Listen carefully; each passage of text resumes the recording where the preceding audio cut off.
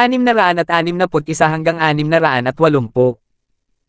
Stacy, tama ang Northern King. Kahit anong tingin mo dito, si Jacob ang pinakamagandang pagpipilian. Nagmamadaling sabi ni Gilbert. Ang apat na dakilang pamilya ay palaging kakompetensya. Walang sino man sa kanila ang nagpahalaga sa isa't isa, kaya't walang anumang kasal sa pagitan nila.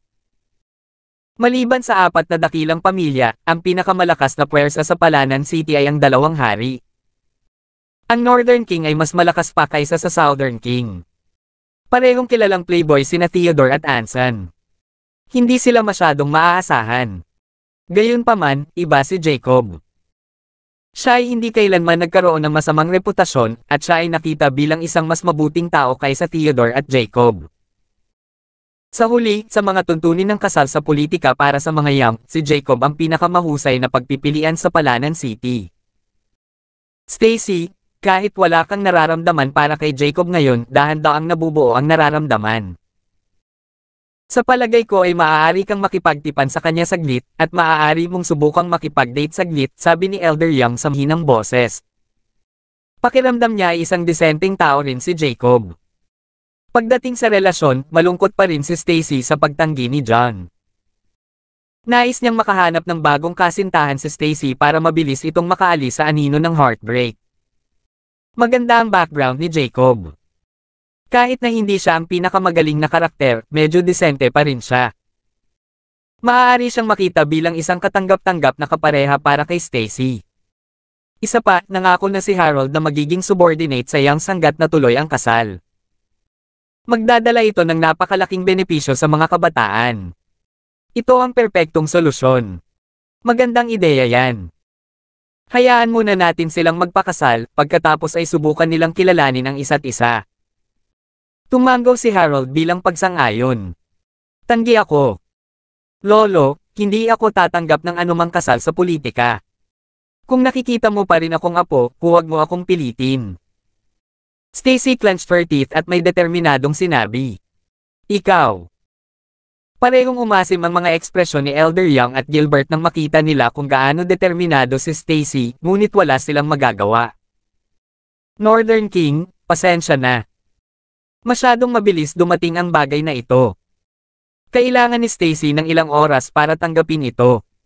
Bakit ayaw mo? Bumalik sa ngayon. Pag-iisipan natin ito ng maayos, sabi ni Elder Young na napabuntong hininga. Alam niyang napakatigas ng ulo ni Stacy. Hindi nila mamadaliin ang usapin. Nagplano siyang dahan-daang magbigay ng payo kay Stacy. Sa pag-asang magbago ang isip niya. Sige, babalik tayo at maghihintay ng balita. Pero na. Umalis si Harold kasama ang mga tauhan niya. Kasuklam-suklam. Mas gugustuhin pa ni Stacy na makasama ang ulilang iyon, si John, kaysa tingnan pa siya. Kawawa naman.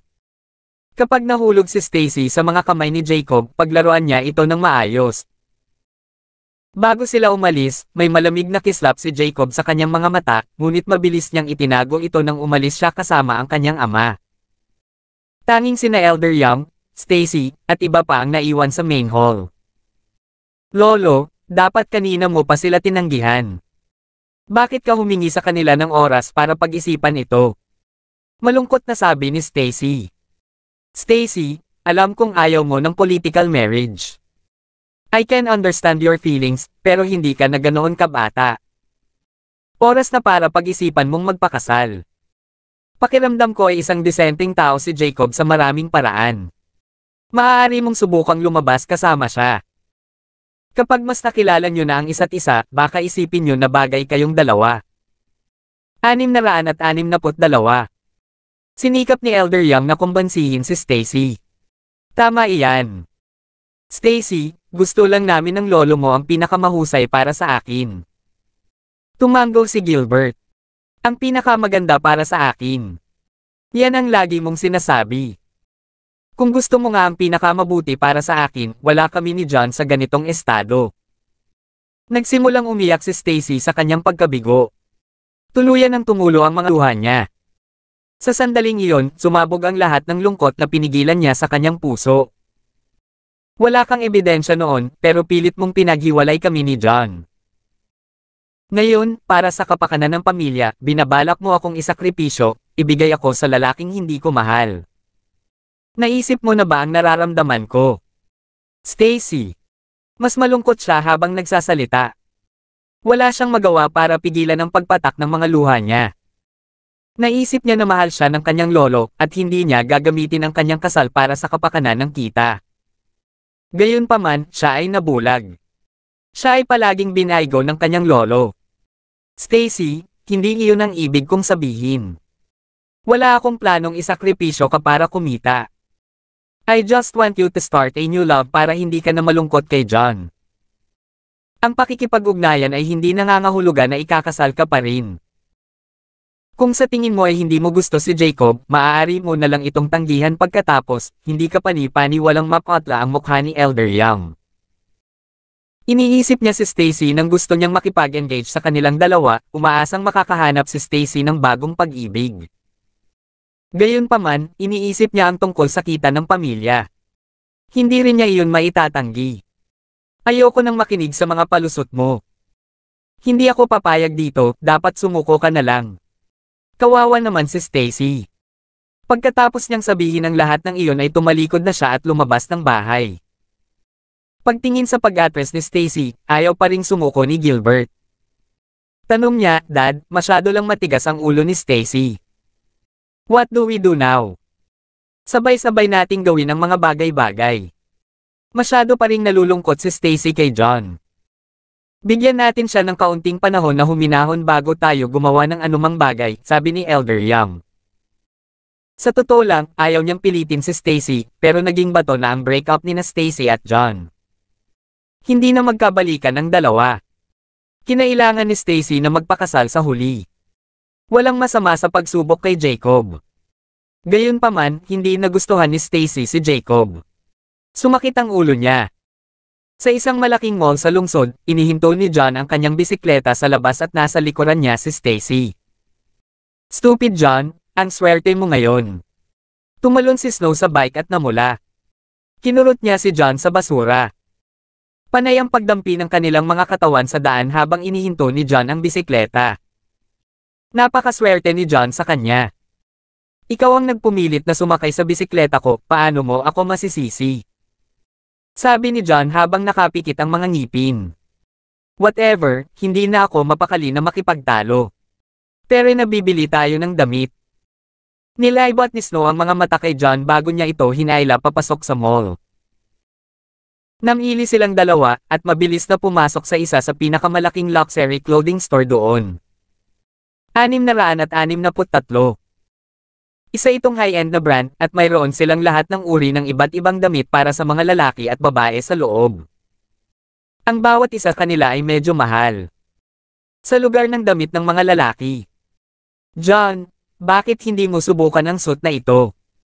Si Snow ay kumikinang sa kanyang mga mata nang maglabas siya ng asul na suit para kay John. Di ba nandito ka para bumili ng damit? Bakit mo ako pinapasubok sa isang bagay para sa isang lalaki? May balak ka bang bilhin para kay Fane? Nagulat si John. Naisip niya na marahil ay hiniling sa kanya ni Snow na subukan ito dahil gusto niyang bilhin ito para kay Fane. Hindi, may balak akong bilhin para sa iyo. Sabi ni Snow.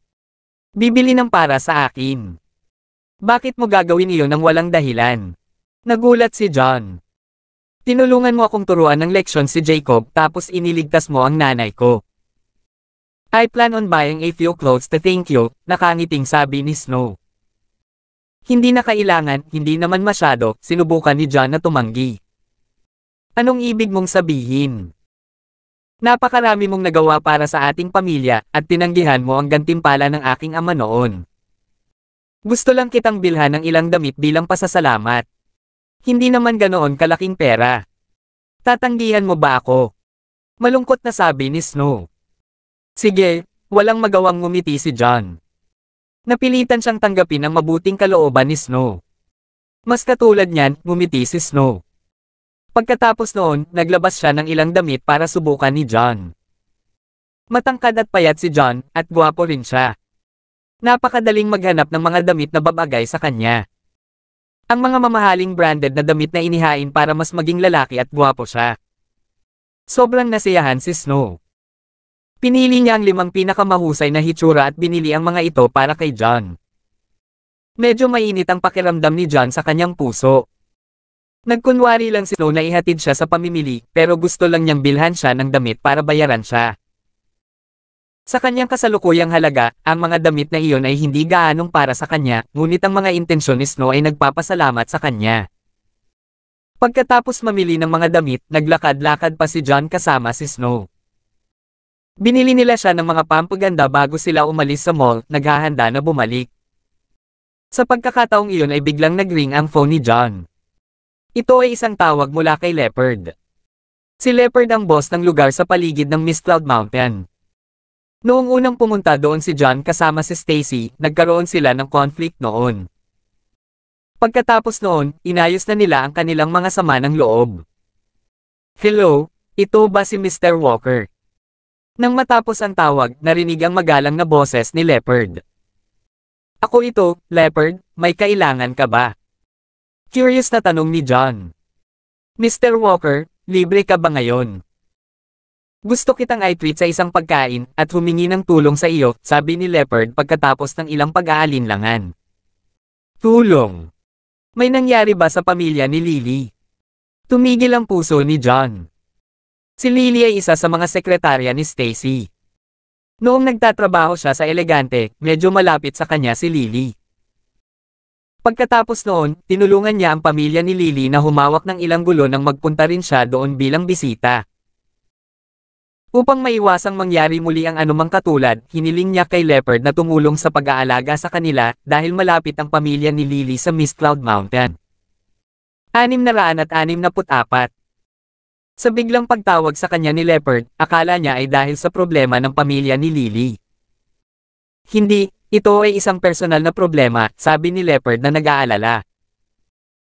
Kahit na naresolba na nina John at Leopard ang kanilang mga problema, hindi sila ganoon kakaibigan sa isa't isa. Hindi niya alam kung tutulungan siya ni John, kaya hindi siya kumpiyansa. O sige. Ipaalam sa akin ang iyong lokasyon. Pupunta ako ngayon din. Lalong naging relaxed si John nang malaman niyang hindi ito ang pamilya ni Lily. Siyempre, dahil pumayag si Leopard na alagaan ang pamilya ni Lily, wala siyang dahilan para tanggihan ang kahilingang ito. Nagplano siyang pumunta para tingnan kung ano ang nangyari. Salamat, Mr. Walker. Tuwang-tuwa si Leopard nang ibigay niya kay John ang address. Pagkatapos ibaba ang tawag, sinabi ni John kay Snow, Snow, may kailangan akong tapusin ngayon. Bakit hindi kita pinauwi? Ano ito? Magiging masaya ba ito? Hayaan mo akong sumama sa iyo. Nakangiting sabi ni Snow. Hindi malinaw na nakuha ni Snow ang ilang bahagi ng pag-uusap kanina, at napukaw nito ang kanyang interes. Sa palagay ko ay hindi angkop na sumama ka sa akin, sabi ni John pagkatapos ng ilang pag-aalinlangan. Bakit hindi bagay? May ginagawa ka bang kahihiyan? Naningkit ang mga mata ni Snow sa kuryosidad. Siyempre, hindi naman. Hindi alam ni John ang gagawin. Pagkatapos noon, nag-isip siya at sinabing, kahit ano, dahil gusto mong pumunta, isasama kita. Si Leopard ay bahagi ng Underworld, kaya naramdaman ni John na maaaring nauugnay ito sa isang salungatan sa Underworld. Si Snow ay anak ng hari sa Timog. Sa impluwensya at kapangyarihan ng Southern King, maaaring makatulong si Snow kung sumama siya. Sa pinakamarangyang hotel sa paligid ng Mistcloud Mountain, sinalubong si John ni Leopard at ng kanyang mga subordinate sa pasukan nang siya ay dumating. Mr. Walker, matagal na. Lumakad si Leopard na may magalang na ngiti habang magalang na binati si John. Totoo iyan, matagal na, ngumiti si John. Mr. Walker, ito ba? Nagulat si Leopard nang makita si Snow.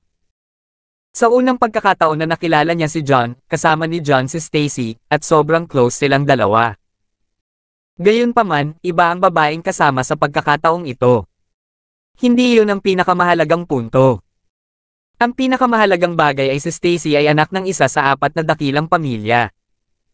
Siya ay hindi kapani-pani walang maganda at talino. Gayunpaman, hindi nawala ang hitsura ni Snow kay Stacy. Si Snow ay mas sexy, at pareho silang may mga kamangha-manghang katangian. Nabigla siya. Hindi ganoon kalakas si John, ka-level lang ni Leopard, pero napapalibutan si John ng mga dilag. Hindi niya maintindihan kung paano ito nagawa ni John.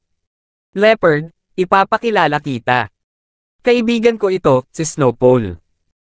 Snow, ito si Leopard, ang boss ng lugar sa paligid ng Mist Cloud Mountain. Nagbigay si John ng ilang maikling magpapakilala. Miss Poole, hello, magalang na bati ni Leopard. Pakiramdam niya ay pamilyar ang pangalan ni Snow, ngunit hindi niya maalala kung saan niya ito narinig noon. Higit pa rito, napakalaki ng Palanan City. Napakaraming taong may parehong pangalan, kaya hindi niya ito isinasa puso. Oo, tumango si Snow at cool na sagot. 665. Siya ay anak na babae ng Southern King. Alam na alam niya kung paano ipinamahagi ang kapangyarihan sa Underworld. Ang lugar ng Mist Cloud Mountain ay mas liblib sa Palanan City. Ang mga nandoon ay kadalasang hindi gaanong mahalaga. Kung sino siya, natural na mababa ang tingin niya sa ganoong tao. Kung hindi dahil kay John, hinding-hindi niya natitiis si Leopard. Medyo nailang si Leopard sa inaste ni Snow, ngunit hindi siya naglakas loob na magpahayag ng anumang sama ng loob dahil kasama ni Snow si John. Mr. Walker, nakapaghanda na po ako ng handaan sa loob. Pakiusap sumunod po kayo sa akin. Sinenyasan sila ni Leopard na pumasok sa loob. Sa isang marangyang silid, umupo sina John, Leopard, at ang iba pa. Inutusan ni Leopard ang mga tauhan na magdala ng pagkain. Leopard, bakit ka nagmamadaling hanapin ako? Diretsong sabi ni John. Mr. Walker, ganyan po. Mayroon akong karibal sa paligid ng lugar na tinatawag na Chimp. Kamakailan, sumali si Chimp sa isa sa 4 na tigers, ang Laughing Tiger, Riker. Lumakas ng husto ang kanyang lakas, at itinutulak niya ako pabalik sa bawat dulo na sinasakop ang maraming teritoryo ko. Mapait ang mukha ni Leopard habang ipinapaliwanag niya ang lahat.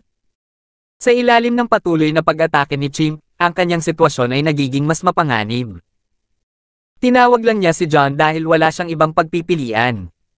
Gusto niyang makita kung makakatulong si John. Kaya nga, si John ay may hitsura ng realisasyon. Iniisip niya kung kailangan siya ni Leopard para sa ilang mga salungatan sa Underworld, at tama siya.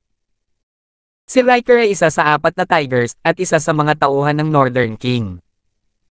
Hindi siya makapaniwala na nagmamalasakit si Riker sa napakalayong lugar. Lumagpas ito sa kanyang inaasahan. Mr. Walker, alam kong medyo malapit ka sa mga kabataan. Pwede ka bang humingi ng tulong sa kanila? Nagmamakaawa si Leopard. Alam niya na ang mga Young ay isa sa 4 na dakilang pamilya. Ang kanilang kapangyarihan at kayamanan ay hindi maisip. Hanggat nakukumbinsi ni John si Stacy na gumawa ng isang bagay, napakadaling harapin ito. Gayunpaman, ang mga Young ay hindi bahagi ng Underworld. Hindi niya alam kung handa silang tumulong. Siya ay walang tiwala sa lahat, ngunit ito ay hindi bababa sa ilang pag-asa. Nakipaghiwalay na ako kay Stacy, sabi ni John na may kirot sa kanyang puso. Ang mga salita ni Leopard ay tumama kay John kung saan ito nasaktan. Hindi niya maiwasang isipin ang magandang mukha at ngiti ni Stacy. Ano? Naghiwalay kayo? Nagulat si Leopard. Alam na niyang close silang dalawa, at iniisip niya kung pwede bang maging boyfriend ni Stacy si John. Gayunpaman, sa loob lamang ng ilang buwan, nakipaghiwalay na si John kay Stacy. Hindi nakakagulat na may ibang babae si John sa tabi niya. Tama, huminga ng malalim si John, pilit na pinipigilan ang sakit habang kinakalma ang sarili. Natigilan si Leopard. Bumaba ang ekspresyon niya. Humingi siya ng tulong kay John dahil gusto niyang makita kung makukuha ni John si Stacy para tulungan siya. Gayunpaman, ang kanyang pag-asa ay ganap na nawala nang marinig niya na sila ay naghiwalay. Leopard, ganun ba? Bobo ka talaga. 666.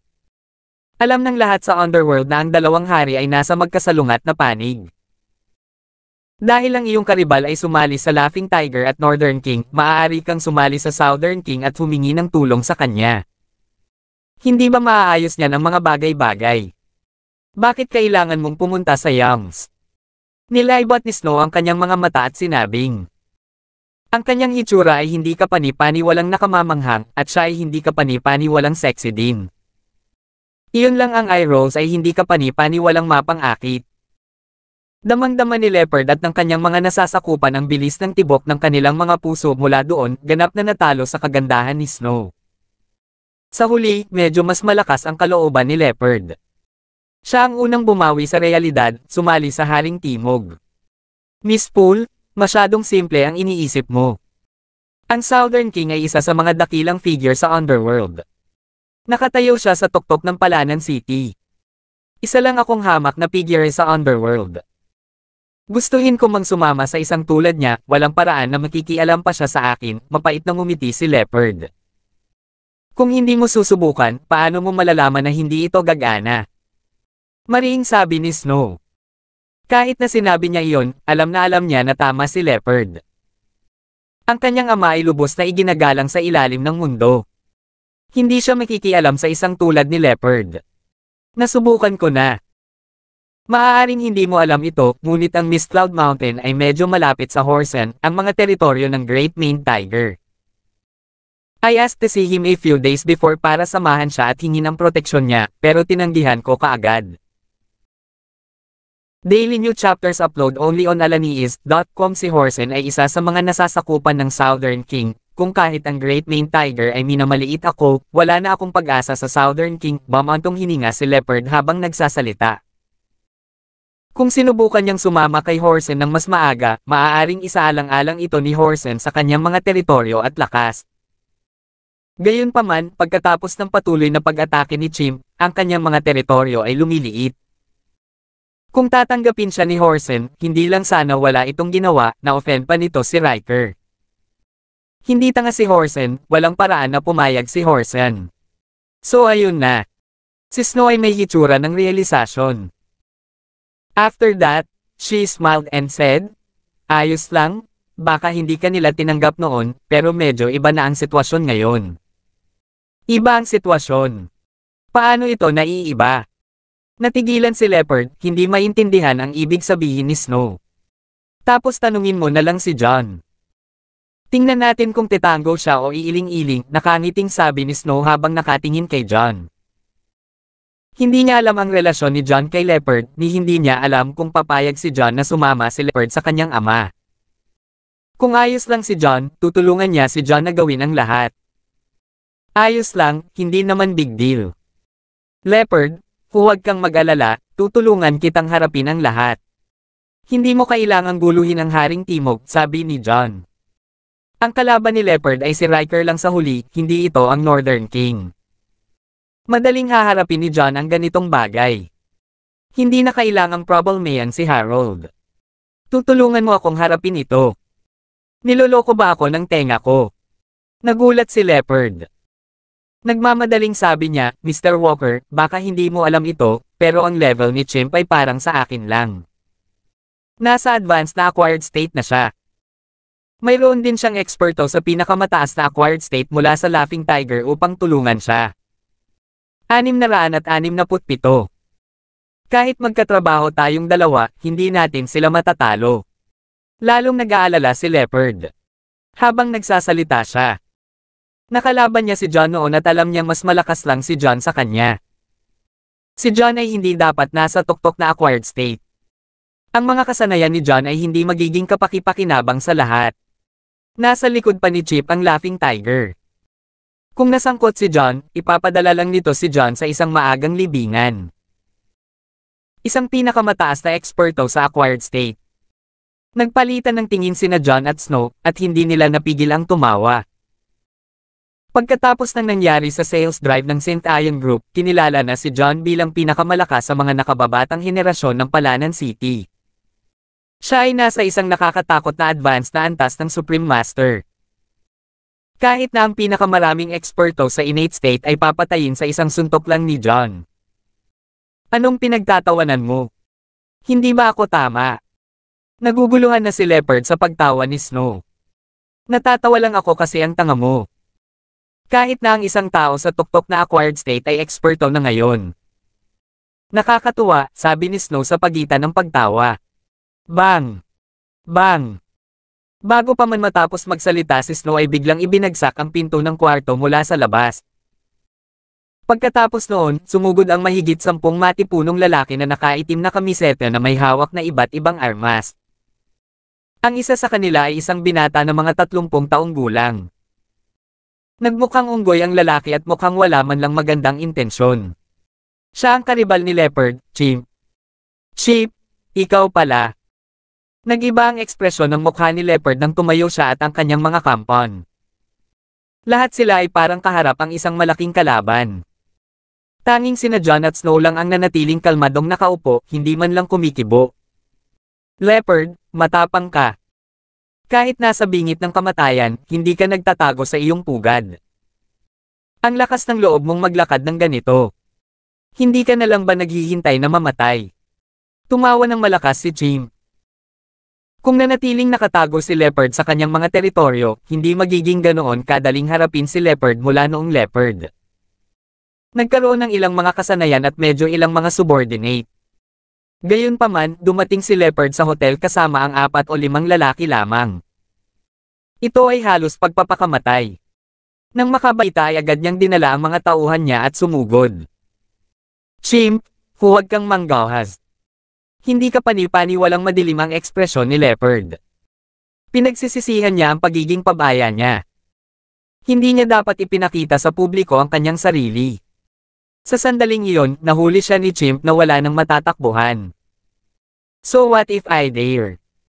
Leopard, bibigyan kita ng huling pagkakataon. Mas mabuting sumuko ka na ngayon. Ibigay ang lahat ng iyong teritoryo, at iisipin kung iligtas ang iyong buhay. Kung hindi, ikaw ang magdurusa sa mga kahihinatnan. Si Chimp ay may malamig na ngiti habang ang malamig na kislap ay kumislap sa kanyang mga mata. Ikaw, nagdilim ang ekspresyon ng mukha ni Leopard. Walang paraan para sumuko siya.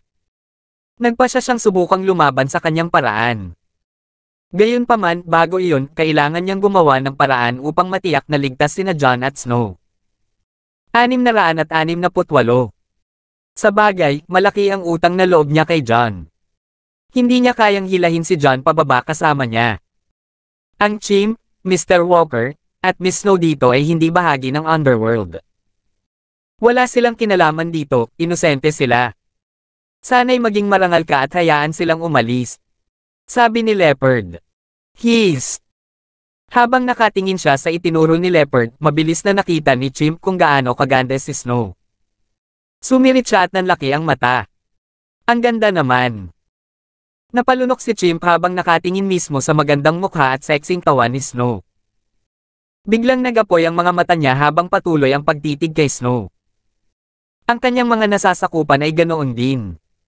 Lahat sila ay nabighani sa hitsura ni Snow. Si Jon naman nakatabi ni Snow ay tuluyan na nilang hindi pinansin ni hindi man lang siya tinitigan. Chimp, hindi sinasaktan ng Underworld ang inosente. Lumapit ka sa akin, ngunit kailangan mong palayain silang dalawa. Malamig na sabi ni Leopard. Hayaan mo silang umalis. Sa tingin mo, posible ba iyon? Hinayaan ni Chimp na tumingin sa kanya ng mapanukso pagkatapos niyang bumalik sa realidad. Alam niya na ang Underworld ay marangal at hindi kailanman kasali ang pamilya o ang inosente. Kung hindi ganoon kaganda si Snow, naisipan niyang paalisin sina Snow at Jon. Gayunpaman, si Snow ay napakaganda at kaakit-akit. Siya ang pangarap ng bawat lalaki. Wala pa siyang nakitang ganoon kaganda dati. Sa isang tingin pa lang, talagang nabihag na siya. Kung makukuha niya ang kanyang mga kamay sa isang kasing ganda ni Snow, handa pa siyang isuko ang 10 taon ng kanyang buhay. Ang paglabag sa karangalan ng Underworld ay wala. Kalokohan. Nagmura si Leopard sa kanyang puso. Alam niyang isang ganap na pervert si Chimp.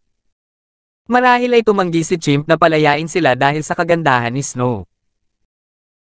Kung nahulog sina Jon at Snow sa mga kamay ni Chimp, magiging mapaminsala ang sitwasyon. Mr. Walker, masama ang sitwasyon. Pipigilan ko si Chimp at ang advanced na eksperto sa acquired state. Dalhin mo si Miss Poole at tumakas. Sadyang bamuong si Leopard. Alam niya na si Jon ay isang disenteng mandirigma at bahagyang mas malakas kaysa sa kanya. Hanggat kaya niyang hawakan si Chimp at ang ekspertong iyon sa loob ng ilang segundo, makakalusot si John kay Snow. Ano, gusto mong tumakbo? Hindi ito magiging ganoon kadali. Agad na napagtanto ni Chimp ang intensyon ni Leopard. Sa isang kaway, pinalibutan ng isang dosina ng kanyang mabangis na mga kampon si Leopard at ang iba pa. Pagkatapos noon, naglakad si Chimp, nakatayo sa harap ng pasukan kasama ang isang matipunong lalaki, ganap na tinatakan ang anumang silid para sa pag-urong. Hunter ang pangalan ng maskuladong lalaki. Siya ang expert na pinadala ni Riker. Tapos na tayo. Bumagsak ang damdamin ni Leopard. Ang tanging labasan ay ang pintong iyon kung saan nakaharang sina Chimp at Hunter, hindi sila makakalusot kahit sa tulong ni John, lalo pat makalayo. Mr. Walker, pasensya na. Kinaladkad kita pababa, puno ng kawalan ng pag-asa si Leopard, hindi alam ang gagawin. Huwag kang mag-alala, wala sila sa akin. Tutulungan kitang harapin sila ngayon din. Nakangiting tumayo si John. 669. Brat, sinong tinatawag mong wala? Gusto mo na bang mamatay? Galit na galit si Chimp nang lumitaw ang isang nakamamatay na kislap sa kanyang mga mata. Madilim din ang ekspresyon ni Hunter. Sa lakas niya, naging hari siya sa paligid ng Mist Cloud Mountain. Naglakas loob si John na tawagin siya ng wala. Walang paraan na lunukan niya iyon. Chimp, selyuhan mo ang labasan. Hayaan mo na yang dalawang yan. Malamig na sabi ni Hunter habang humahakbang. Sige. Hunter, mas malakas ka kaysa sa akin. Sa tulong mo, mamamatay ang brat na iyon at si Leopard. Masayang sabi ni Chimp. Kahit na hindi niya kilala kung sino si John, sina Leopard at Chimp ang dalawang pinakamalakas na manlalaban sa Mist Cloud Mountain, at nasa advanced acquired state lang sila. Sa mga kakayahan ni Hunter sa pinakamataas na acquired state, magiging napakadaling haharapin sina Leopard at John. Leopard, lumapit ka sa akin kasama ang brat na iyon, huwag mong sayangin ang oras ko, turo ni Hunter kay John at Leopard na hindi ka panipaniwalang mayabang. Kasama mo lang. Magaling kang magsalita, pero basura ang iyong aktwal na kakayahan. Naaliw si Yona sa kayabangan ni Hunter. Maging si Snow ay natatawa sa mga salitang iyon. Kumilos siya na parang narinig niya ang pinakadakilang biro sa mundo. Brat, minamaliit mo ako. Dahil gusto mong mamatay, pagbibigyan kita. Galit na galit si Hunter. Siya ay nagpadala ng isang suntok na may sapat na lakas upang basagin ang bato, umatake kay John. Ngumuso si John, hindi man lang nagabala sa dalawa. Natakot ng husto ang brat na iyon. Hunter, hindi mo kailangang magpakita ng anumang awa. Pilayan mo lang itong brat na ito. Ipaalam sa kanya ang mga kahihinatnan ng pagkontra sa atin. Mabangis na sabi ni Chimp. Hunter, ipakita sa kanila kung ano ang mayroon ka. Inakala ng mga nasasakupan ni Chimp na si John ay natulala rin sa takot at lahat sila ay tuwang-tuwa. Mr. Walker, mag-ingat ka. Nagulat si Leopard nang tumigil ang kanyang puso. Hindi niya alam kung bakit hindi ito iniiwasan ni John, ngunit alam niya na si John at ang kanyang mga kasanayan ay higit pa sa parehong antas. Hindi sila kalaban ni Hunter. Kung walang sorpresa, hindi makakalaban ni John si Hunter. Sa pagtingin sa pag-atake ni Hunter sa kanya, sa wakas ay gumalaw si John. Itinuro niya ang isang daliri, at napakabilis niya nang sinalubong ng daliri niya ang kamao ni Hunter. Boom! Nagkaroon ng matinding kalabog, at lumipad pabalik si Hunter mula sa daliri ni John na parang tinamaan ng malakas. Nagsimulang magluwa si Hunter ng dugo habang napasandal siya sa pader sa likuran niya na nakalugmok sa lupa. Pagkatapos noon, isang matinding sakit ang dumaloy sa kanyang braso at kamao. Nabali ang buong braso ni John gamit ang isang daliri. Nang makita iyon, napatulala si Chimp. Napatulala rin si Leopard. Maliban kay Snow, lahat natulala. Hindi nila kailanman pinangarap na si Hunter na nasa tuktok na ng acquired state, halos isang hari sa kanilang mga mata, ay nawala sa isang daliri mula kay John. Bigla silang napatingin kay John na parang hindi makapaniwala. Natahimik ang buong lugar. Gaano kalakas? Mr. Walker, ang galing mo. Nagsimulang tumawa si Leopard nang makabawi siya sa kanyang pagkagulat. 670. Sinabi ni John na tutulungan siya ni John na malutas ang lahat ng mga problema, ngunit naisip niya na si John ay nagyayabang lamang. Pero, nang makita niya ang husay ni John, sa wakas ay natanto niya na nagsasabi nga ng totoo si John. Paano ito posible? Hinawakan ni Hunter ang nasugatan niyang kamay habang pilit na bumangon. Ang kanyang ekspresyon ay hindi kapani-paniwalang madilim. Ang katotohanan na siya ay nasa tuktok na acquired state ay nangangahulugan na si John ay hindi bababa sa isang paunang innate state mula nang matalo siya ni John sa isang suntok. Hindi niya maintindihan kung paano lumitaw ang isang eksperto sa ganoong lugar. Ang mga iniisip ni Chimp ay halos pareho. Para sa kanya, ang mga nasa innate state ay mga tunay na eksperto sa martial arts. Sila ay mga pag-iral na hindi niya mahawakan. Ang katotohanan na si John ay maaaring maging isang tao sa antas na iyon ang naging sanhi ng kanyang panginginig. Mr. Walker, hindi ako makapaniwala na naabot mo na ang paunang innate state. Napakaganda mo. Tuwang-tuwang sabi ni Leopard. Alam niya na ang katotohanang madaling talunin ni John si Hunter ay nangangahulugan na marahil ay nasa innate state si John.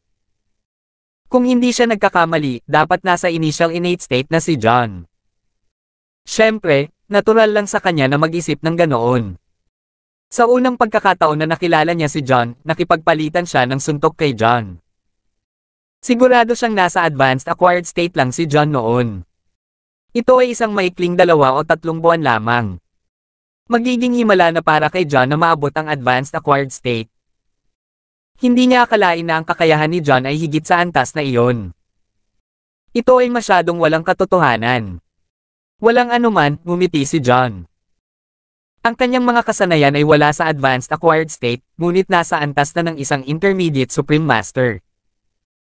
Kung sino man, medyo mahirap isipin, at ayaw niyang mag-abala sa pagpapaliwanag ito. Kaya siya ay nasa unang innate state. Nakahinga ng maluwag sina Hunter at Chimp. Si John ay kaibigan ni Leopard. Dahil sinabi ni Leopard na nasa initial innate state pa lang si John, malamang totoo sa kanila, kung nasa advanced na o peak na innate state si John, hindi siya ma-offend ng dalawa. Gayunpaman, kung nasa unang innate state lang si John, hindi pa rin ito sapat para takutin sila. Brat, sino ka? Tanong ni Hunter sa mahinang boses, gustong malaman ang pinanggalingan ni John. Bago pa makasagot si John ay hamarang na si Snow. Wala kayong karapatang malaman kung sino siya. Mayabang na sabi ni Snow. Ikaw, galit na galit sina Hunter at Chimp. Gayunpaman, mas malakas pa rin si John kaysa sa kanila, kaya't ang dalawa sa kanila ay walang lakas ng loob na gumawa ng anuman. Brat, kahit sino ka man, I don't mind tell you. Ang aming boss ay ang sikat na Laughing Tiger, si Riker Smith. Ang katotohanan na nasaktan mo si Hunter ay nangangahulugan na kalaban mo si Riker. Dahil hindi mo alam, bibigyan kita ng pagkakataon. Hanggat umalis ka ngayon at huminto sa pakikialam, kakalimutan namin ito. Kung hindi, ikaw ang magdurusa sa mga kahihinatnan. Banta ng Chimp. Kahit na nakita na niya ang husay ni John ay nasa likod pa rin niya si Riker. Hindi siya natatakot kay John. Ganoon ba?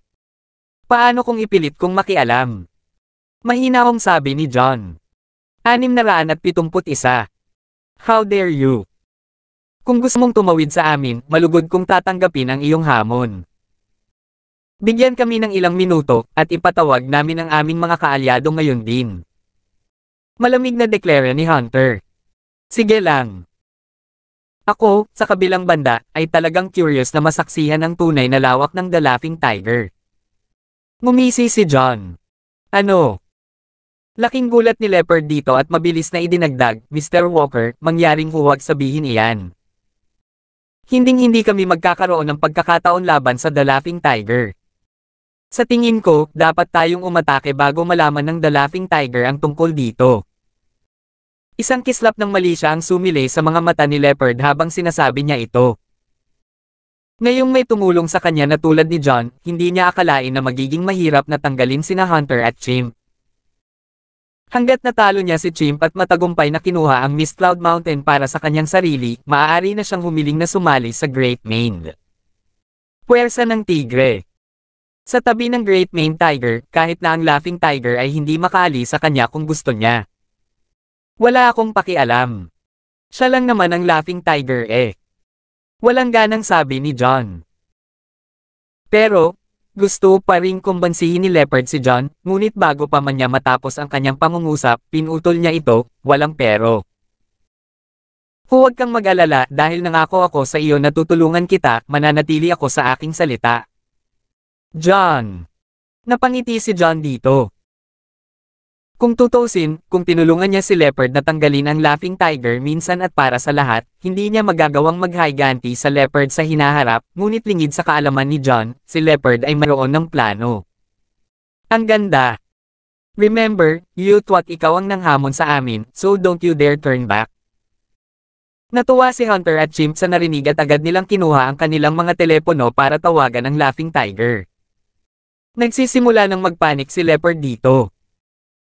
Sa kanyang opinyon, ang laughing tiger ay napakalakas na hindi siya o si John, na nasa initial innate state lamang, ay hindi magkakaroon ng pagkakataon laban sa kanya. Kung dumating ang laughing tiger, tiyak na matatalo sila. Kaya naman, gusto niyang atakihin muna sina Hunter at Chimp bago dumating ang mga karagdagang puwersa, ngunit napakatigas ng ulo ni John na hindi siya pumayag dito, at si Leopard ay hindi posibleng magkasabay sa Hunter at Chimp. Wala na siyang ibang magawa.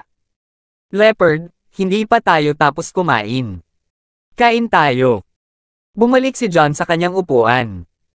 Oo, nagugol ako ng maraming oras sa pamimili, ngayon lang ako nagugutom.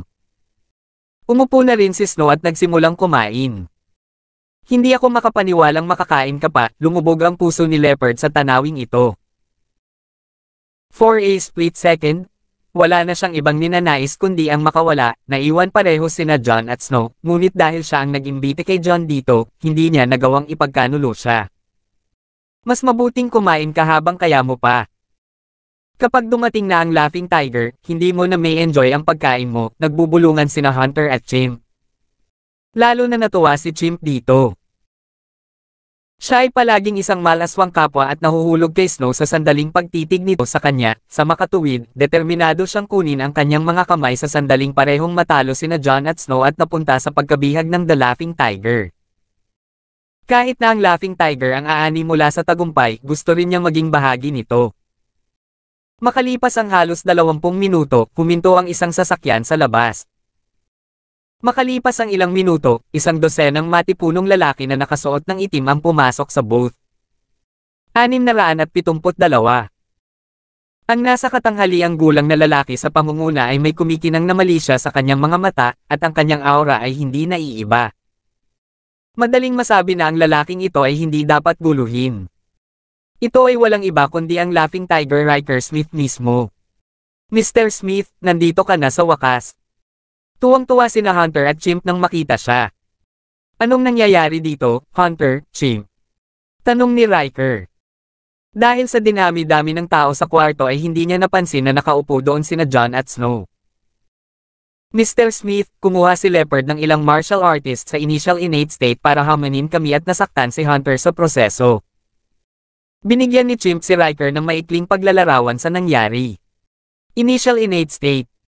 Sino ang nang-ahas na hamanin ang aking autoridad ng ganito? May death wish ba siya? Sino ang lalaking ito? Ninisyon ito ni Riker. Naabot na niya ang intermediate innate state, at bihira lang kung mayroon man na maaaring makipagkompetensya sa kanya. Hindi banggitin na ang kanyang tinatawag na kalaban ay nasa initial innate state lamang at hindi katugma sa kanya. Siya yun. Parehong lumingon sina Chimp at Hunter para ituro si John na may nakaukit na puot sa kanilang mga mukha. Nawala ang ngiti sa mukha ni Riker nang masila niya sina John at Snow. Ito, ikaw. Kilabot na bulalas niya. Si Snow ay anak ng Southern King, kaya syempre nakilala niya ito. Si John naman, isang beses lang niya ito nakita, iyon ang panahon na natalo ni John si Jacob ng 2 beses at pinilit na lumuhad si Jacob para humingi ng tawad kay Snow. Sa kabila ng panandaliang pagkikita nila ni John, naaalala pa rin niya ang pangyayaring iyon. Hindi ko akalain na magkikita tayo ng ganoon kaga, Riker. Napakagandang sorpresa. Ngumisi si John. Sa sandaling ito, natapos na nila ni Snow ang kanilang pagkain at pinunasan ang kanilang mga bibig ng mga napkin. Sino ka sa tingin mo, twat? How dare you talk to Mr. Smith that way? May death wish ka ba?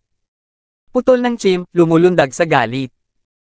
Mr. Smith, si Mr. Walker ay hindi nangangahulugan ng anumang kawalang galang, ang kulay ay natuyo sa mukha ni Leopard. Hindi siya kalmado gaya ni Jon Snow sa sandaling ito, nagsimulang bumigay ang kanyang mga paa sa ilalim niya, at pinag-iisipan niyang lumuhad at humingi ng awa kay Riker. Kung siya ay lumuhad at ialok ang natitirang bahagi ng kanyang mga ari-arian bilang kabayaran, malamang napag-isipan ni Riker na palayain siya at si Jon. Gayunpaman, bago pa man siya makagawa ng anuman, ang sumunod na nangyari ay nabigla sa kanyang kaibuturan. How dare you? Lumingon si Riker at sinampal si Chimp sa kanyang mukha. Mr. Smith, bakit mo ako sinaktan? Napasigaw si Chimp sa sakit, hawak ang nasusunog niyang pisngi. Sinakta kita kasi tulala ka. Alam mo ba kung sino ang mga taong ito? Ito ay walang iba kundi si Mr. John Walker, at ito ay si Snowfall, anak ng Southern King. Singgal ni Riker. Ano? Anak na babae. Anak ng Haring Timog. Napasigaw si Chimp sa sobrang takot. Maging si Leopard, at ang iba pang taong nanonood, ay nabigla dito. Nagtago sila sa gangster world sa napakatagal na panahon ngayon, at kahit nawala sa kanila ang nakarinig tungkol kay John Walker dati, alam nilang lahat ang reputasyon ng Southern King, at syempre alam ang tungkol sa kanyang anak. Kahit na ang apat na tigre ay hindi katugma sa anak na babae ng Southern King, lalo na ang iba sa kanila. 673. Maiisip lamang ng isa kung gaano sila nabigla nang matuklasan na ang Snowfall ay nagpakita sa Mistcloud Mountain. Mr. Walker, congratulations! Hindi ako makapaniwala na si Miss Poole dito ay walang iba kundi ang anak ng hari sa Timog, isang ekspresyon ng tuwa ang bumalatay sa mukha ni Leopard. Hindi niya akalain na pagkatapos makipaghiwalay kay Stacy, sasabak si Jon sa anak ng Southern King na ang reputasyon at kagandahan ay kasing kilala ni Stacy. Hindi napigilan ni Leopard na mamangha sa alindog at karisma ni Jon. Sa wakas ay napagtanto niya kung bakit naging kalmado si Jon noon pa man dahil nasa likuran niya ang hari sa Timog. Bumigay ang mga paa ni Riker sa ilalim niya at agad siyang napaluhod. Mr. Walker, hindi ko alam na dumating ka. Hindi ko sinasadyang tawirin ka. Mangyaring tanggapin ang aking taos-pusong paghingi ng tawad. Tumutulo ang pawi sa kanyang noo habang patuloy na nagmamakaawa si Riker para sa awa ni Jon, ngunit isang bagay ang malinaw, hindi man lang siya humingi ng awa kay Snow. Ang Northern at Southern Kings ay palaging mahigpit na kaaway, at kahit na si Snow ay anak ng Southern King, si Riker ay nagtrabaho para sa Northern King at hindi siya matatakot sa kanya. Ang totoo, mas natatakot siya kay Jon kaysa sa kanya. Si Jon ang nagpapalay kay Xander Long ang Winged Tiger, at kahit na sinubukang bawiin ni Jacob ang teritoryo ni Xander, lubusan siyang natalo kaya kailangan niyang lumuhad at humingi ng awa kay Jon. Narinig ni Riker ang lahat ng ito, at hindi siya mangangahas na tawirin ang lalaking humamon kay Jacob at sa Northern King. Nag-aalala si Riker na kung tatawid siya kay Jon, hahantong siya sa kaparehong kapalaran ni Xander Pilayan at lubos na napahiya. Kung nangyari iyon, kahit ang Northern King o si Jacob ay hindi makakatulong sa kanya. Mr. Smith, ikaw, hindi inaasahan ni Chimp na ang babaeng pinagnanasan niya ay magiging anak ng Southern King. Naduraj ang kanyang puso sa pagkaunawa na malamang naparusahan siya ni Snow sa anumang paraan o iba pa sa kung gaano kabastos ang pag-uugali niya sa kanya at kay Jon. Ngayong kahit si Riker, ang kanyang nag-iisang tagapagtanggol, ay lumuhad sa harap ni Jon, sigurado si Chimp na hindi niya matatakasan ang kanyang kapalaran. Isinasaalang-alang na wala ng paraan, nagpasya siyang pumunta ng malaki o umuwi. Mr. Smith, pakinggan mo ang iyong sarili. Nasa ilalim tayo ng kapangyarihan ng Northern King at kahit na si Miss Poole dito ay anak ng Southern King, wala siyang magagawa sa atin sa teritoryo ng Northern King, kaya bakit kailangan mong humingi ng awa sa kanya? Anong sinabi mo? Sinaman ni Riker ng malamig na tingin si Chimp. Hindi napigilan ng Chimp na kiligin ito, ngunit iginiit pa rin niya na siya ay tama at nagpatuloy, patawarin mo ang aking pagiging prangka, Mr. Smith, ngunit alam nating lahat na ang Timog at Hilagang Hari ay matagal nang nag-aaway sa isa't isa. Napakaganda ni Miss Pool na kahit sinong lalaki ay mahuhulog sa kanya sa sandaling titigan siya nito, at sigurado akong si Mr. Low ay walang kitiliwasan. Sa tingin ko, dapat natin siyang hulihin at iregalo kay Mr. Low. Hindi lamang siya matutuwa dito, ngunit kahit na ipaghiganti tayo ng Southern King para dito, mapoprotektahan tayo ng Northern King mula sa kanyang parusa. Habang pinag-iisipan niya ito, mas naramdaman niyang isa itong magandang ideya. 674. Anong kalokohan? How dare you even suggest something like that? How dare you even suggest the idea of kidnapping Miss Pool for your selfish gain? Labis na natakot si Riker sa matapang na pananakop ni Chimp kaya tumalon siya at binigyan si Chimp ng isang malakas na sipa. Ang totoo, alam niyang maganda ang ideya ni Chimp. Kahit na mas advanced lang si Snow kaysa sa kanya sa pagsasanay sa martial arts, alam niyang sa tulong ng kanyang mga subordinate, madali niya itong madepig at mahuli. Gayunpaman, nagkaroon ng isang catch si John ay huminga sa kanyang leeg sa eksaktong sandaling ito, at alam na alam ni Riker ang lawak ng kapangyarihan ni John, pati na rin ang kanyang malapit na relasyon sa Southern King, si Vincent Pool. Hinding-hindi siya maglalakas loob na maglagay ng kahit isang daliri kay Snow habang pinapanood si John. Mr. Smith, ang ibig kong sabihin. Ito ay isang beses sa isang buhay na pagkakataon, at kung hahayaan natin itong mawala, hindi na natin ito magagawang muli. Sinubukan ni Chimp na huwag pansinin ang matinding sakit mula sa kanyang tiyan, kung saan dumaong ang hampas ni Riker at sinubukan siyang kumbansihin muli. Tumahimik ka. Alam mo ba kung sino ang lalaking nakatayo sa tabi ni Miss Pool? Siya ang presidente ng Synth Ion Group, at natamo niya ang Advanced Supreme State. Paano ka magmumungkahi ng gayong kabangisan sa harap mismo ni Pangulong Walker? Si Riker ay ganap na nagngangalit sa puntong ito at sa wakas ay hindi na ito napigilan. Sa isang pangungusap, nagawa niyang ilantad ang tunay na pagkatao ni John sa lahat ng nanunood. Ano? Siya ang presidente ng Synth Ion Group. Hindi lamang iyon, ngunit natamo pa niya ang Advanced Supreme State. Paano ito mangyayari? Lahat ay lubos na nabigla dito, maging si Leopard at Chimp. Napalingon sila kay John na may mga mukhang gulat, hindi makapaniwala sa narinig. Imposible yan. Nagkaroon ba ng halo, Mr. Smith? Ang Synth Ion Group ay kabilang sa shares, kaya paano siya magiging presidente ng kanilang kumpanya? At saka, ang initial innate state lang ang natamo niya, paano mo masasabing nakamit niya ang Advanced Supreme State? Nagdududang tanong ni Chimp. Ang energy nurturing pills ay, sa puntong ito, nakilala ang reputasyon nito sa buong lungsod, at narinig ng lahat ang tungkol sa himalang tabletang ito, kasama ang kumpanya sa likod ng maluwalhating imbensyon ito Synth Ion Group.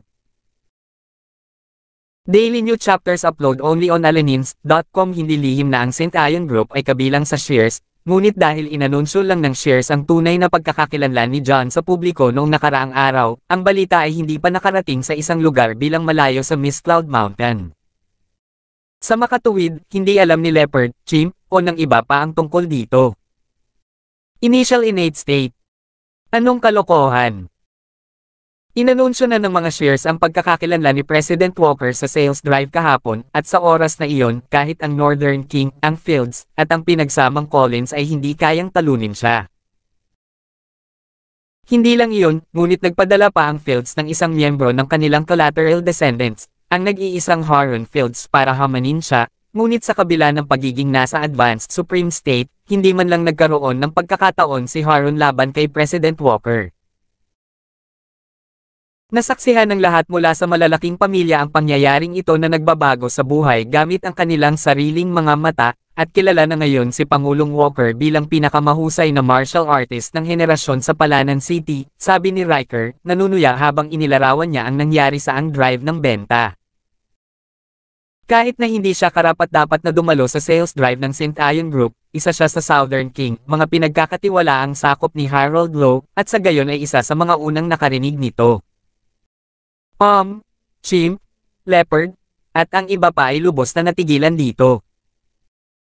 Alam nila na bilang Laughing Tiger, hindi maglalakas loob si Riker na magsinungaling sa kapinslaan ng pagkawala ng kanyang reputasyon. 675. Talagang isang malaking pagkabigla para sa lahat na malaman na hindi lamang nagawa ni John na maging presidente ng St. Ion Group sa murang edad, ngunit natamo pa ang Advanced Supreme State. Si Leopard ang pinakanamangha sa kanilang lahat. Ilang buwan lang ang nakalipas, nang ang pagsasanay ni John ay nakamit lamang ang Advanced Acquired State, muntik na niyang patayin si John, ngunit ngayon, nagawa ni John na ibalik ang mga talahanayan at umasenso ng husto sa kanyang pagsasanay sa martial arts. Ito ay halos hindi kapanipaniwala. Chimp, kahit si Mr. Law at ang Northern King mismo ay kailangang magpakita ng paggalang kay Pangulong Walker, kaya paano? Mayroon kang kapangahasan na magmungkahi pa ng ganoong kahangahangang plano sa harap niya. Wala akong pakialam kung may hatol ka ng kamatayan. Please iwan mo na ako dito. Nanunuya si Riker, isinusumpa sa isip ang katangahan ni Chimp. Kahit na si John ay hindi nagtataglay ng anumang malaking kapangyarihan o kabilang sa kanyang sariling pamilya, nasa likod pa rin niya ang Shears, ang Southern King, at ang Wicks. Kahit na ang Northern King o ang Fields ay hindi makakagawa ng anuman kay John kahit na gusto nila, at hindi si Riker ang unang sasagutin ang hamon na ito, lalong hindi hayaan si Chimp na gawin din ito. Kumalabog. Nawala ang kulay mula sa mukha ni Chimp nang bumagsak siya sa lupa sa kawalan ng pag-asa. Sa sandaling ito, sa wakas ay naunawaan na niya kung bakit si Riker ay lubos na natakot at napaluhod pa nga nang makita niya sina John at Snow, hindi si Snow ang kinatatakutan ni Riker, ito ay si John. Kumalabog. Napaluhod ulit si Riker. Mr. Walker, si Chimp ang nagmungkahi ng ideyang iyon, at wala itong kinalaman sa akin. I never once intended to cross both you and Miss Paul, deklara niya na may takot sa mukha, mabilis na sinusubukang iguhit ang linya sa pagitan nila ni Chimp para hindi makaganti si John sa kanya. Ayaw niyang mapunta sa parehong kapalaran ni Xander. Riker, may mga patakaran sa mundong ito na kailangang panindigan. Chimp ang iyong paksa. Sa totoo lang, iniisip mo ba na madali ka naming pakakawalan sa pamamagitan lamang ng paghingi ng tawad?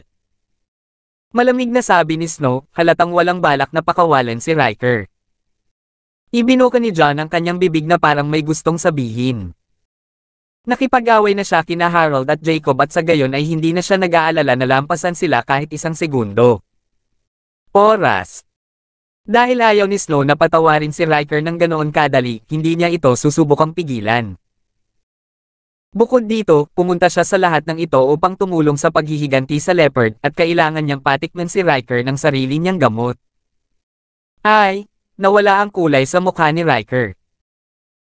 Kumuha siya ng poste na bakal mula sa isa sa kanyang mga nasasakupan at, walang kurap, kumatok ng malakas sa kanyang kaliwang braso na sa isang malakas na bitek, nabali ang kanyang mga buto.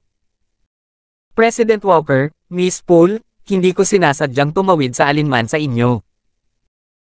Nabali ko ang braso ko bilang kabayaran at umaasa na matatanggap mo ang kapatawaran mo, aniya, pilit na binabaliwala ang matinding sakit ng nabali niyang braso.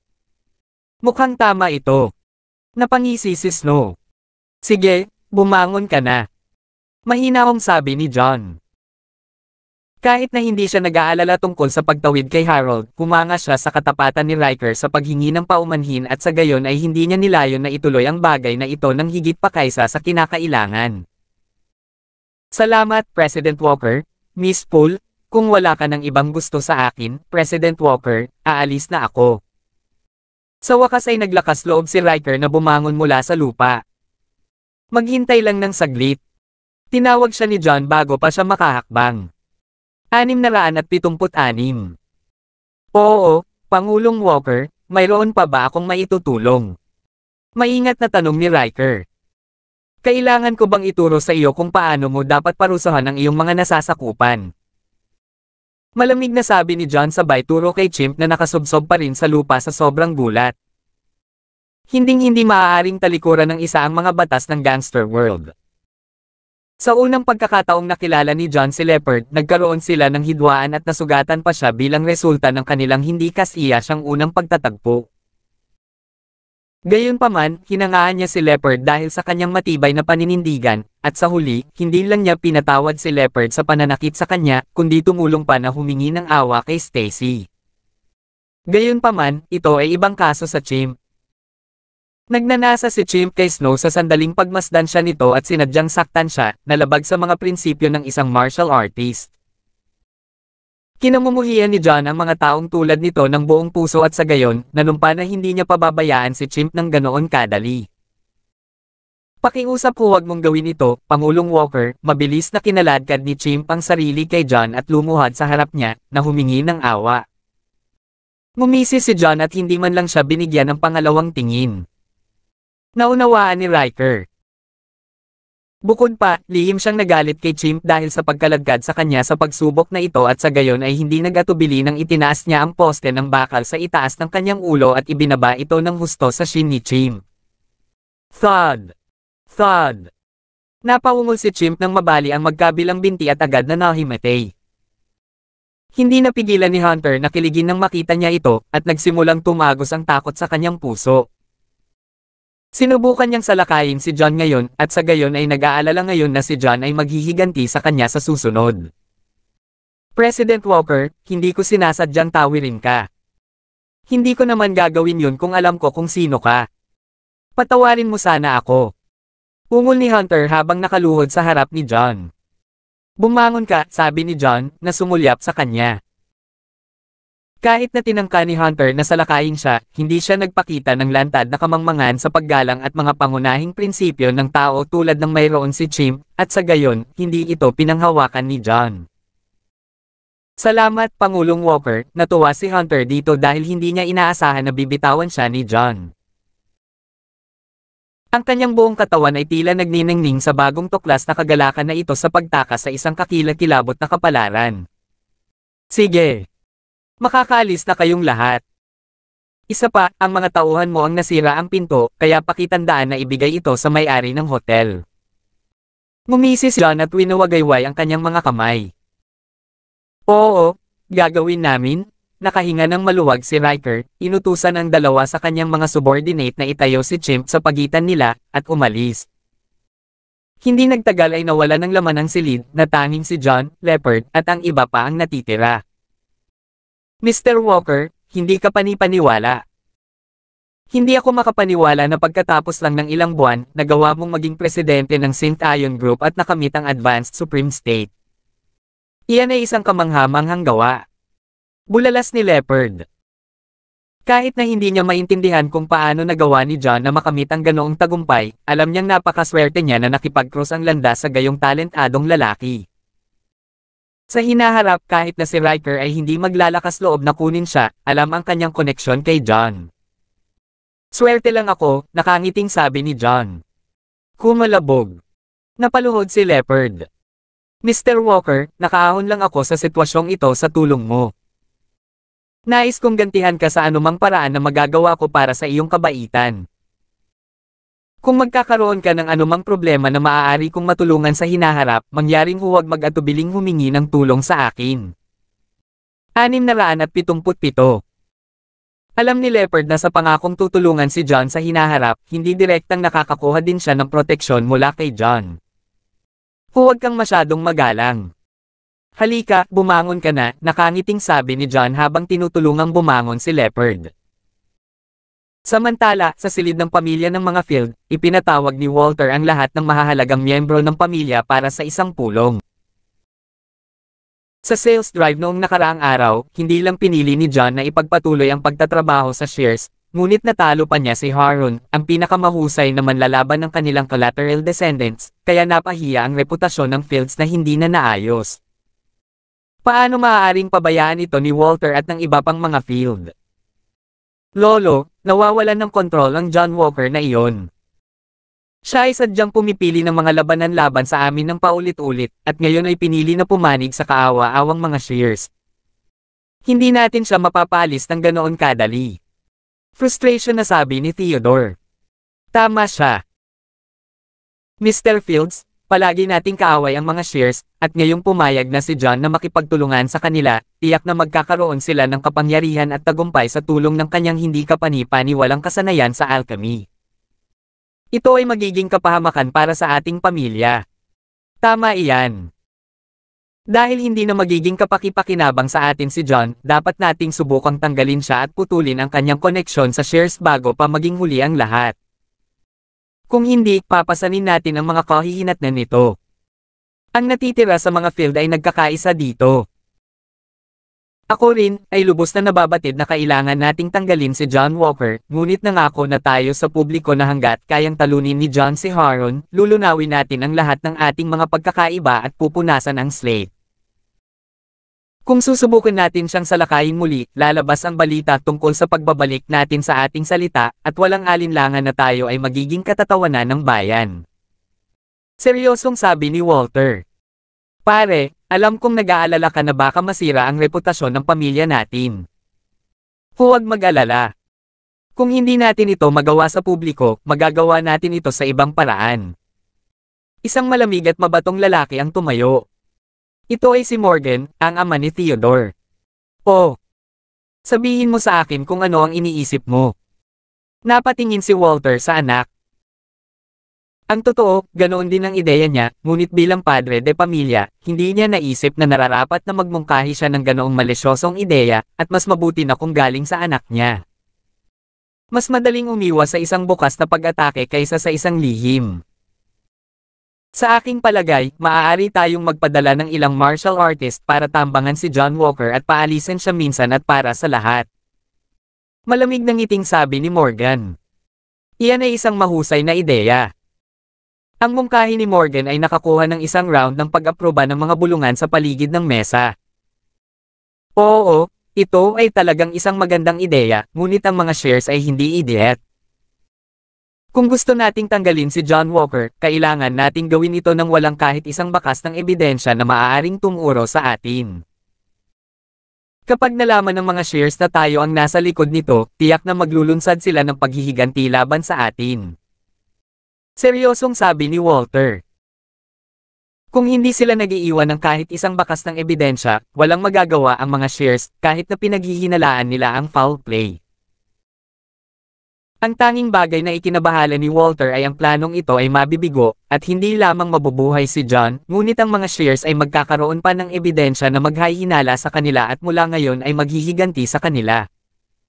Hindi ito magiging kapaki-pakinabang sa fields. Ipaubaya mo ito sa akin, Ama.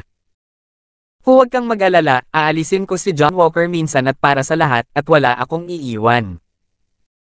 Alok ni Morgan, may kumikinang na mali siya sa kanyang mga mata. Sumasang-ayon ako.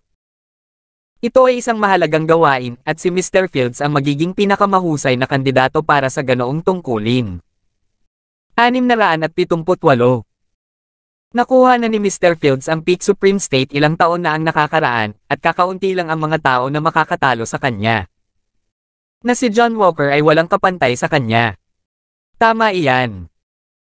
Naabot lang ni John Walker ang Advanced Supreme State, at matatalo siya ni Mr. Fields na kasing dali ng pagbigkas ng alpabeto. Bulong-bulungan ng pamilya Field bilang pagsang-ayon. Pagkatapos ng tunggalian sa pagitan nina John at Haron, masasabi nilang lahat na marahil ay nakamit lang ni John ang Advanced Supreme State hindi pa nagtagal, at hanggat nagpadala ang Fields ng isang taong may mas mataas na pagsasanay upang salakayin siya, madali nilang maaalis si John Walker. Bukod pa rito, isa si Morgan sa pinakamahusay, maging sa kanyang liga, at tiyak na hindi ito magiging problema para sa kanya. Well, settled na yan. Ibibigay ko ang gawaing ito sa iyo, Morgan. Magpapadala ako ng 2 pang mandirigma kasama ang Advanced Supreme State para tulungan ka at tiyaking walang mangyayaring mali sa misyong ito. Tumanggaw si Walter bilang pagsang-ayon. Alam niya ang tunay na lawak ng kapangyarihan ng kanyang anak. Si Morgan ay isa sa pinakamahusay sa ikalawang henerasyon ng mga pangunahing pamilya sa Palanan City. Ang kanyang mga kapangyarihan ay hindi maunahan sinuman maliban sa Northern at Southern Kings na nasa semi-overlord states na. Sa lakas ni Morgan at sa tulong ng 2 pang martial artist, hinding-hindi magkakaroon ng pagkakataon si John. Ama, natamo lang ni John ang maunlad na kataas-taasang estado. Madali ko siyang kunin ng mag-isa, at hindi mo na kailangang magpadala ng sinuman sa akin. Kung mas maraming tao ang nasasangkot, mas madaling madulas at mag-iwan ng mga pahiwatig. Ngumisi si Morgan. Hindi. Mas mabuting maging ligtas kaysa magsisi, at hindi natin kayang hayaang may mangyari na mali sa misyong ito. Mas gugustuhin kong maging maingat sa anumang bagay. Sabi ni Walter na may determinadong tingin. Oh, sige. Walang ibang pagpipilian si Morgan kundi ang magpaubaya, ngunit ang totoo, akala niya ay masyadong maingat ang kanyang ama para sa kanyang ikabubuti. Nasa kalagitnaan na siya para maabot ang semi-overlord state, at kahit na naabot ni John ang peak supreme state, hindi nagduda si Morgan na madali niyang makakalaban si John. Daniel, Johnny, tutulong kayong dalawa kay Morgan sa misyong ito.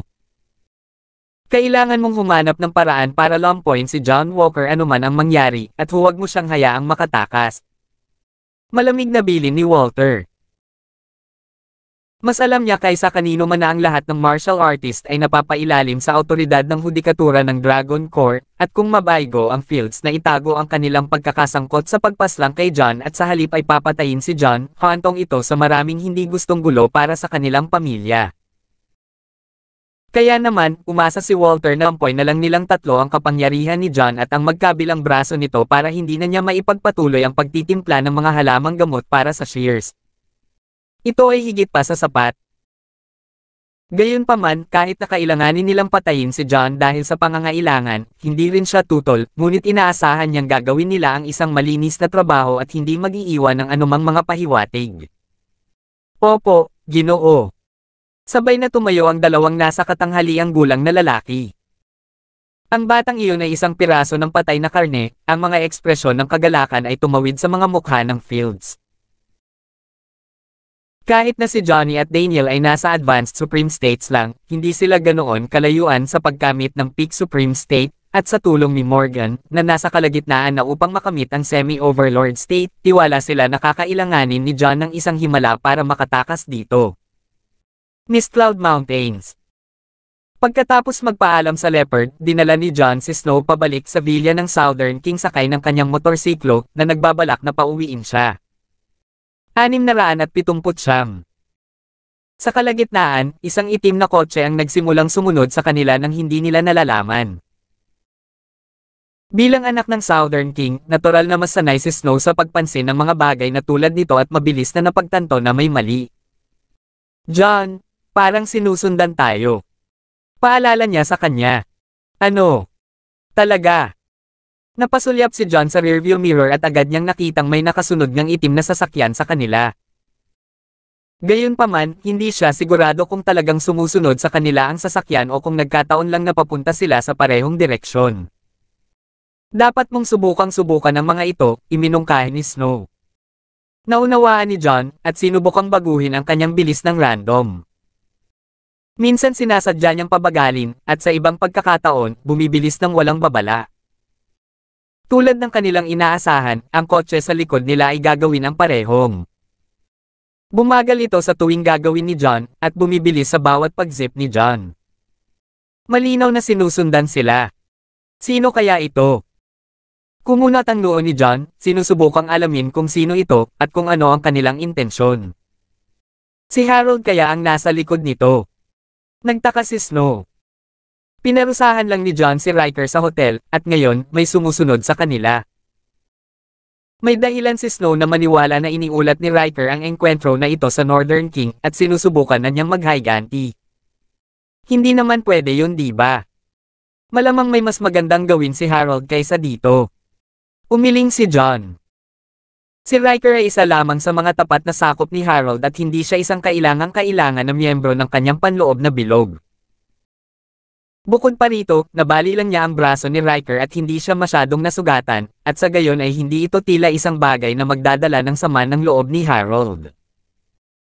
Hindi lang iyon, ngunit nasa likod ni John ang shears, wicks, at pulse, at kailangang mag-isip ng 2 beses si Harold bago tangkaing saktan si John. Gaano man kadaya si Harold, natitiyak ni John na hindi siya papayag na sumalungat sa napakaraming magkasalungat na puwersa para lamang makaganti alang-alang kay Riker. Tama ka. Mukhang hindi ito isang bagay na gagawin ni Harold, ngunit sino pa kaya ito? Natarante si Snow dito. Huwag na tayong mahuli kung sino ito.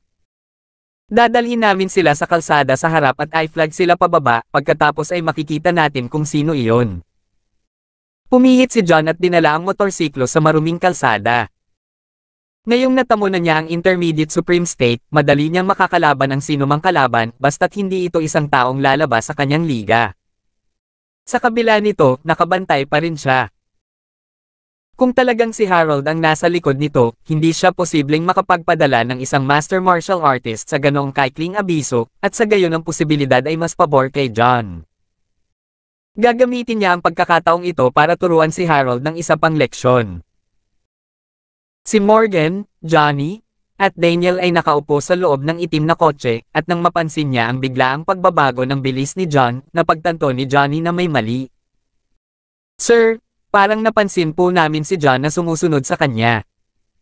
Atake na ba tayo ngayon?" tanong niya. Walang nagmamadali. Bukod pa rito, napakaraming sasakyan sa kalsadang ito, at napakadali nating hihipan ang ating takip. Hintayin natin siyang makapunta sa mas maliit at hindi gaanong nilalakad na kalsada, pagkatapos ay kikilos tayo. Mahinahong sabi ni Morgan. Paulit-ulit siyang pinaalalahanan ng kanyang ama na huwag mag-iwan ng anumang pahiwatig o ebidensya, at isinasapuso niya ang payong ito. Okay lang? Bago pa man matapos ni Johnny ang kanyang pangungusap, si Daniel ay nag-pipe up. "Tingnan mo, sir, ang twat na iyon ay patungo sa isang maduming kalsada." Bulalas niya sabay turo. "Ano? Tamang-tama yan. 680. Kaloob ng Diyos." Hindi napigilan ni Morgan ang pagtawa nang makita niya ito. Kung inatake nila siya sa isang tiwangwang na kalsada, hindi makakatakas si John kung gugustuhin niya, at hindi siya magkakaroon ng pagkakataon laban sa kanila. Napakagandang pagkakataon. Sa pamamagitan nito, pumasok ang dalawang sasakyan sa maruming kalsada, ang isang partido ay may layuning mangakit, at ang isa naman ay may layuning mag-trap.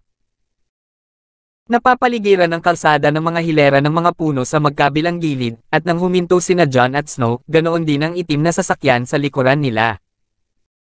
Bumukas ang pinto ng kotse, at sinuot ni Morgan, Daniel, at Johnny ang kanilang mga silver mask bago lumabas ng sasakyan. "Sino ka?" Laking gulat ni John nang makita ang mga lalaking ito na nakamaskara. 2 araw na ang nakakaraan, si Quentin ay tinambangan ng isang grupo ng mga lalaking nakamaskara na nagnakaw ng pure energy pills mula sa kanya, at ngayong sinusundan siya ng isang grupo ng mga lalaking nakamaskara, likas na inisip ni John na sila rin ang mga taong umatake kay Quentin. Gayunpaman, sa isang segundo, mas malapitan niyang tingnan, mabilis niyang napagtanto na may kakaiba. Ayon kay Quentin, nakasuot ng monster mask ang mga umatake sa kanya, samantalang ang 3 lalaki. Nakatayo sa harap niya ngayon ay nakasuot ng silver mask na nakatago lamang sa itaas na kalahati ng kanilang mga mukha.